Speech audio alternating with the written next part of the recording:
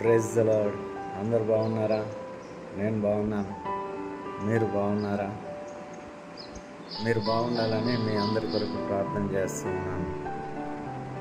Good morning ప్రియులారా. ఈ యొక్క సమయంలో ఈ దిన వాక్యాన్ని మనము ధ్యానం చేసుకుందాం.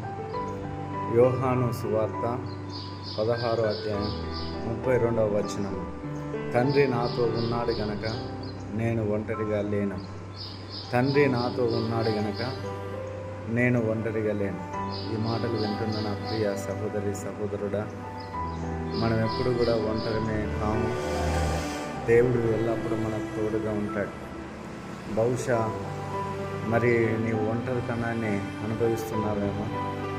నీ అక్క చెల్లెళ్ళు, నీ అన్నదమ్ములు, నీ రక్త సంబంధికులు, నీ తోబుట్టు వారు, నీ కన్న పిల్లలు నీకు దూరమై, కట్టుకున్నవారు, నీ కట్టుకున్న భర్త లేక నీ భార్య దూరమై నువ్వు ఒంటరితనాన్ని అనుభవిస్తున్నావేమో.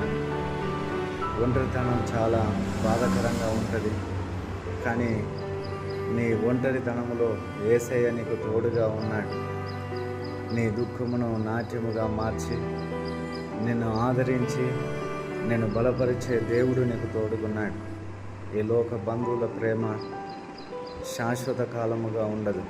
దేవుని ప్రేమ కాపుదల ఎల్లప్పుడూ నీకు తోడుగా ఉంటుంది. కనుక ఆయన ఉన్నాడనే ఒక ధైర్యంతో ముందుకు సాగు. దేవుడు అన్నాడు, ఒంటరి అయిన వాడే 1000 మంది జనమగునని చెప్పాడు. కనుక ఈ మాటలతో ధైర్యం తెచ్చుకొని, యేసయ్య నాకున్నాడు, నాకేమీ భయం లేదు, ఆయన ఉంటే చాలని ఒక ధీమతో ధైర్యంతో ముందుకు సాగిపో. దేవుడి మాటలు మన వెనుకలో ఆశీర్వదించును గాక. ఆమేన్. ప్రార్థన చేసుకుందాం. మహోన్నతుడైన దేవ, కృపగలిగిన తండ్రి, మీ ఘనమైన నామమునకు వందనాన్ని ప్రేమిడని జ్ఞాపకం చేసుకొని మీరు ఆశీర్వదించు ప్రభువా. మరి ఒంటరితనములో చాలా బాధతో నాయన ముందుకు వెళ్తున్నారేమో. మీరే తండ్రిగా, తల్లిగా, మీరే నాయన బిడ్డగా, అన్నగా, తమ్ముడిగా, బంధువుగా, సోదరుడిగా, సోదరిగా నాయన మీరుండి నడిపించు.